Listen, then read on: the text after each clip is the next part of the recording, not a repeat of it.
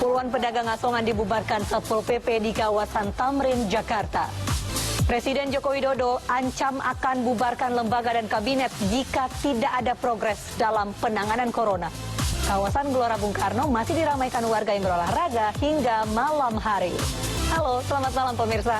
Hari ini kasus positif corona di Indonesia kembali bertambah. Jawa Timur lagi-lagi menyumbang penambahan kasus positif corona tertinggi dengan 330 kasus. Kami akan hadirkan informasi selengkapnya dalam iNews Malam bersama saya, Mirfa Suri.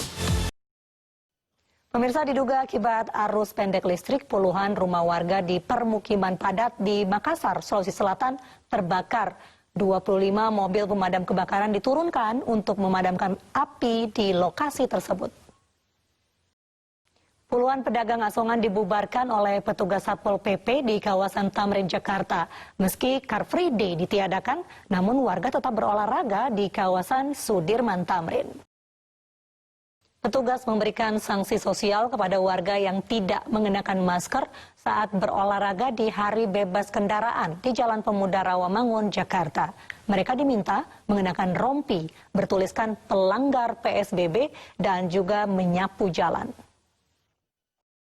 Sementara suasana Car Free Day di Kanal Banjir Timur Durensawit, Jakarta juga dipadati warga yang ingin berolahraga. Gumpalan busa mirip salju menarik perhatian warga yang berada di banjir Kanal Timur. Pemirsa, hingga tadi malam kawasan Gelora Bung Karno, Jakarta masih ramai oleh warga yang berolahraga. Meski pengelola telah menerapkan protokol kesehatan, masih ditemukan anak-anak tanpa pengawasan orang tua yang ikut berbaur dengan warga lain. Sejak 4 pedagangnya positif COVID-19, aktivitas Pasar Gembrong, Jakarta ditutup selama 3 hari ke depan. Namun hingga kini sejumlah pedagang masih nekat berjualan di area pasar. Presiden Joko Widodo ancam akan membubarkan lembaga dan kabinet jika tidak ada progres dalam penanganan pandemi COVID-19. Kami hadirkan informasi selengkapnya usai jeda berikut. Pemirsa, Wali Kota Surabaya Tri Risma hari ini membantah data gugus tugas COVID-19 Jawa Timur terkait 70% warga di Surabaya Raya tidak memakai masker. Bahkan Risma meminta pemeriksaan langsung di lapangan untuk kebenarannya. 2 juta masker dibagikan kepada masyarakat di pasar tradisional di wilayah Surabaya, Gresik, dan Sidoarjo, Jawa Timur. Pembagian masker ke masyarakat agar lebih terbiasa menggunakan pelindung wajah menyambut new normal. Gugus Tugas Percepatan Penanganan COVID-19 memperpanjang masa berlaku surat keterangan rapid dan swab test bagi penumpang. Kini surat tersebut berlaku selama 14 hari pada saat keberangkatan. Badan Kependudukan dan Keluarga Berencana Nasional BKKBN Jawa Barat memberikan pelayanan 1 juta KB gratis kepada masyarakat di seluruh Jawa Barat. Pelayanan KB gratis ini diberikan mengingat kemungkinan meningkatnya angka kehamilan di tengah pandemi COVID-19. Sementara itu pemirsa, Presiden Joko Widodo menyampaikan instruksi tegas ke Menteri Kabinet Indonesia Maju. Jokowi bahkan mengancam akan membubarkan lembaga dan kabinet apabila tidak ada progres signifikan dalam menangani pandemi COVID-19. Hal itu disampaikan Presiden Joko Widodo dalam rapat Kabinet Paripurna 18 Juni lalu yang diunggah di akun media sosial Sekretariat Presiden hari ini.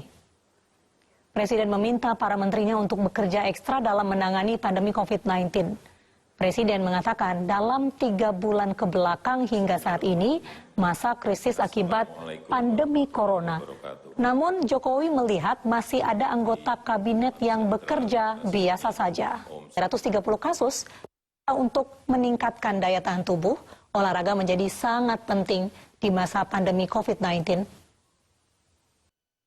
Universitas Negeri 11 Maret Solo, Jawa Tengah menggelar wisuda unik ala drive-thru. Kami hadirkan informasinya usai jeda berikut.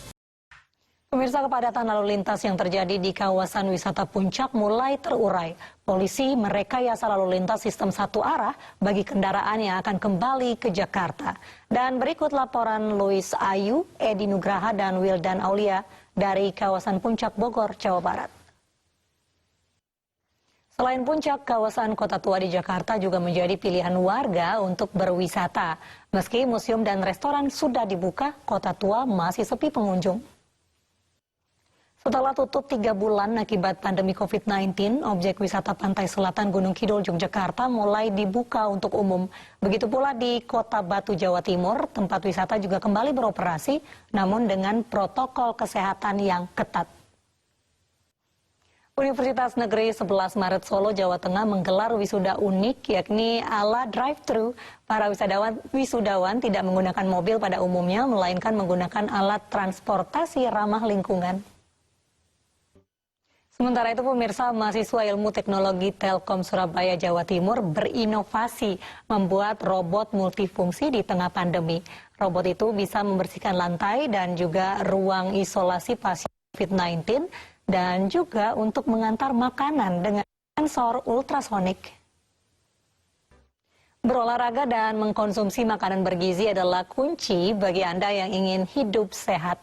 Namun di masa pandemi COVID-19 itu saja tidak cukup. Anda harus mengikuti protokol kesehatan yang telah ditetapkan oleh pemerintah, salah satunya memakai masker saat beraktivitas di luar rumah. Pemirsa, mari kita dukung para pejuang kemanusiaan dengan peduli melawan penyebaran virus corona. Bantuan bisa disalurkan melalui rekening yang tertera di layar televisi Anda. Tabrak 2 kendaraan di Jalan Lintas Sumatera, Kabupaten Batubara, seorang sopir truk dikeroyok. Kami hadirkan informasi selengkapnya usai jeda berikut. Anda kembali di iNews Malam, pemirsa. 11 warga negara Nigeria pelaku penganiayaan masih diperiksa di Polda Metro Jaya. Mereka langsung diringkus usai mengeroyok 4 polisi di Cengkareng, Jakarta Barat, Sabtu kemarin. Kantor Mapolres Ogan Komering Ilir, Sumatera Selatan diserang warga. Pelaku tewas tertembak, sedangkan seorang polisi mengalami luka tusuk di bagian tangan.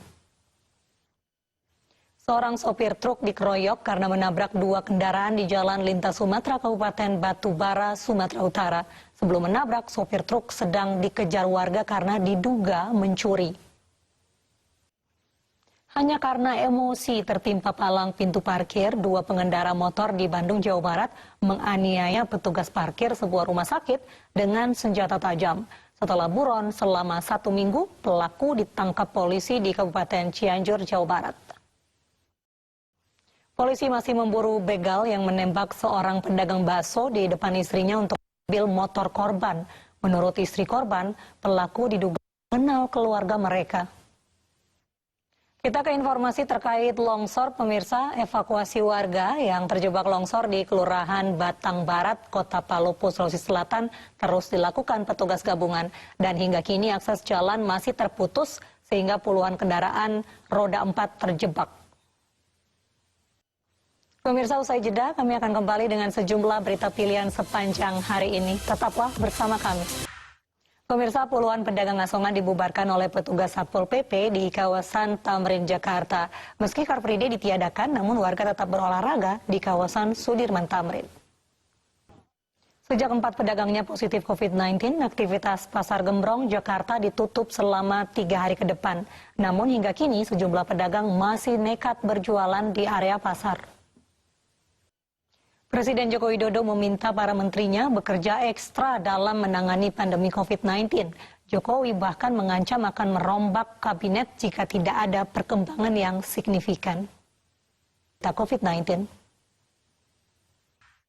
Aksi unjuk rasa di Hong Kong menentang pertemuan Kongres Rakyat Nasional Cina dibubarkan polisi dengan semprotan merica. Pengunjuk rasa terpaksa harus melapisi wajahnya dengan kain untuk mengurangi rasa sakit. Pemirsa, lebih dari 18.000 kasus baru dilaporkan dalam sehari di India pada Sabtu kemarin, sehingga jumlah total penderita COVID-19 di negara ini mencapai lebih dari 500.000 jiwa. Kota New Delhi menjadi wilayah terbanyak jumlah penderita COVID-19. Kita ke dunia olahraga, pemirsa. Arsenal memastikan 1 tempat di babak semifinal Piala FA usai mengalahkan Sheffield United 2-1. Gol kemenangan The Gunners dicetak Dani Ceballos. Manchester United memenangkan laga alot melawan Norwich City di perempat final Piala FA. Berlangsung hingga babak tambahan, The Red Devils menang 2-1. Pemirsa, informasi ini sekaligus menutup jumpa kita dalam iNews Malam. Akhirnya saya, Mirva Suri, dan kerabat kerja yang bertugas undur diri. Terima kasih, selamat malam, sampai jumpa.